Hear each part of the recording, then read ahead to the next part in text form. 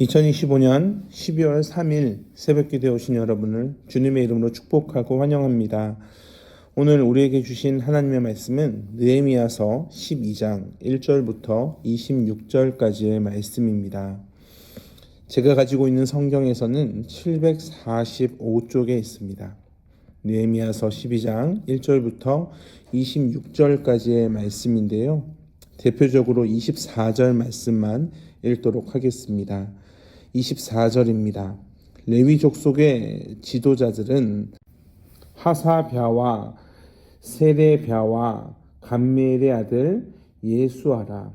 그들은 그들의 형제의 맞은편에 있어 하나님의 사람 다윗의 명령대로 순서를 따라 주를 찬양하고 감사하고. 아멘. 12장은 드디어 성벽을 봉헌하는 내용이 말씀에 나옵니다. 이미 6장에 성벽이 완성이 되었는데 왜 이렇게 시간이 오래 지나 12장에 되어서야 봉헌식에 대한 내용이 적혀 있는가? 성벽은 단순한 물리적 건물이 아님을 계속적으로 말씀하고 있습니다.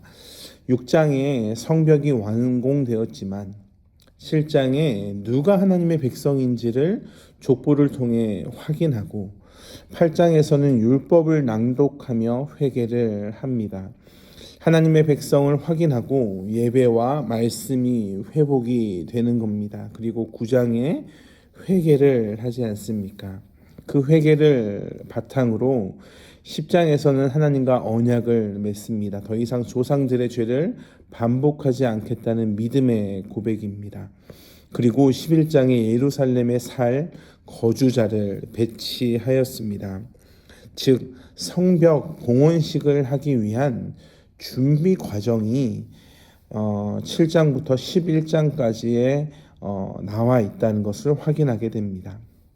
그러니까 우리가 생각할 때 성벽을 건축했으니 바로 감사 예배를 드려야 되는 것이 아닌가. 물론 성벽도 중요하지만 아무리 성벽이 완성되었다고 할지라도 예루살렘에 사람이 적고 제사장과 레위인의 질서도 필요했습니다. 하나님은 건물보다 공동체를 먼저 세우신다라는 것을 확인하게 됩니다. 모세가 성막을 세운 후에도 바로 봉헌하는 것이 아니라 제사 제도를 정리한 후에 봉헌을 하는 것을 확인합니다. 솔로몬의 성전도 마찬가지입니다. 건축이 된 후 성전 기물, 제사장을 준비하고 언약궤를 예루살렘에 옮기고 예배에 대해 정리정돈을 한 후에 봉헌식을 올리는 것을 확인하게 됩니다. 즉 봉헌은 단순히 건물을 완공했기 때문에 기념하는 행사가 아닙니다. 하나님의 통치 아래서 하나님의 백성이 하나님의 방식으로 하나님을 섬길 준비가 되었음을 선포하는 순간임을 확인하게 됩니다. 인간은 언제나 조급하고 빨리 하려고 합니다. 하지만 성령께서는 차근차근 일을 이루어 가십니다. 1절부터 26절에는 제사장과 레위 사람들에 대해 말씀하고 있습니다. 그 집안의 계통 체계를 말씀하고 있는 겁니다. 하나님은 성벽보다 사람을 보신다는 사실이 그 근거가 됩니다. 하나님은 한 영혼을 천하보다 귀하게 보십니다. 그것을 어떻게 확인하는가? 오늘 말씀을 통해 확인이 됩니다. 성벽보다 제사장, 레위 사람, 그리고 그곳에 사는 사람들이 더 중요합니다. 왜냐하면 하나님은 하나님의 백성들과 교제하는 것이 너무나 중요하신 분이시기 때문에 그렇습니다. 사실 이스라엘 백성에게는 예루살렘이 가지는 의미는 굉장히 대단했습니다. 왜냐하면 그곳에 성전이 있고 그 성전이 있기에 매 절기마다 전국에서 사람들이 이곳으로 예배하러 모입니다. 그들의 희생과 섬김이 여기에 있습니다. 예루살렘의 존재는 절대적이었습니다. 느헤미야는 그것 가운데에서 하나님과의 교제가 너무나 중요하다는 것을 알고 있었습니다. 교제하지 않고 대화를 하지 않고 상대방에 대해 추측하기 시작하면 상대방은 나는 그런 생각을 가지지 않았음에도 불구하고 오해를 하게 됩니다. 그 오해로 결국엔 관계까지 끊어지게 됩니다.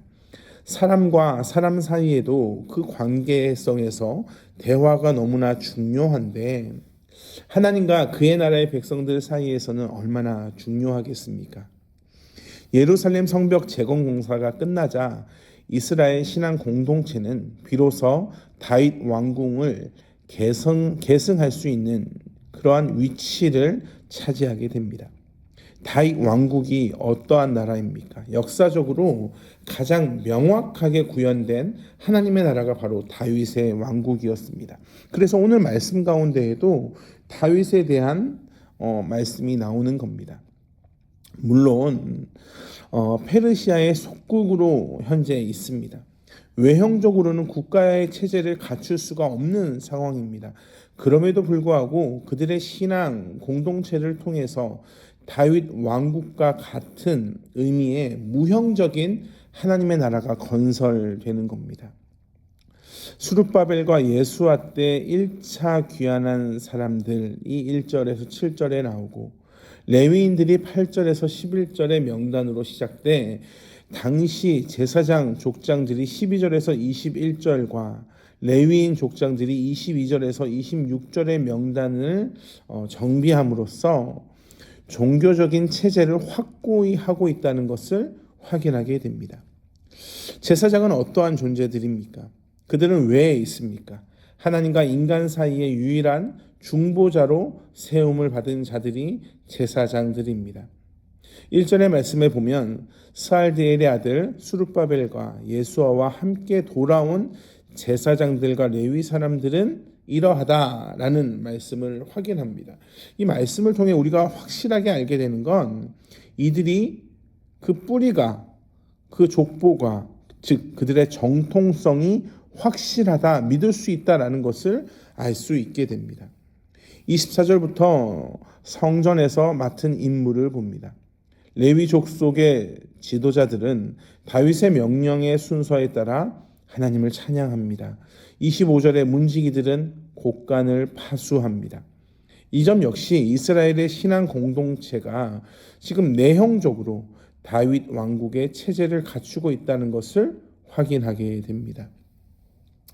느헤미야는 자신의 집, 자신의 명예를 세우는 것을 넘어 하나님의 나라를 위해 일함을 살펴보게 됩니다.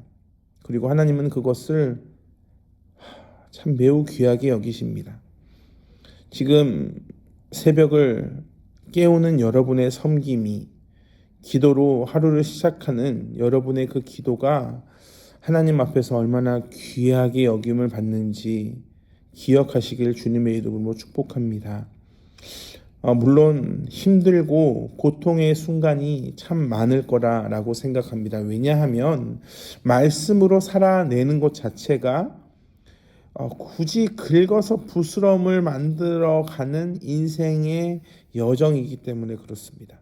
그냥 가만히 있으면 아무런 문제가 발생되지 않는데 예수를 믿으면 그리고 또한 예수를 믿는 자의 삶을 살면 그 복음을 나타내는 삶을 살아야 하는데 그것이 쉽지 않습니다.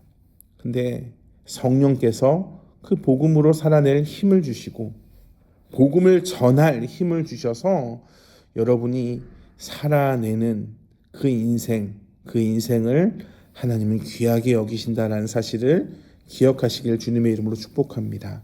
한국교회가 하나님의 은혜로 여기까지 왔습니다. 세상은 예전에도 그랬지만 지금도 여전히 기세등등하게 하나님의 일하심을 방해합니다. 그러나 우리의 정체성은 하나님으로부터 세워지고 하나님으로부터 시작됩니다. 결국 하나님께서 하나님의 공동체를 통해 하나님의 축복을 허락하십니다. 바벨론의 시스템이 세상을 더욱 잠식해가는 오늘 하루입니다.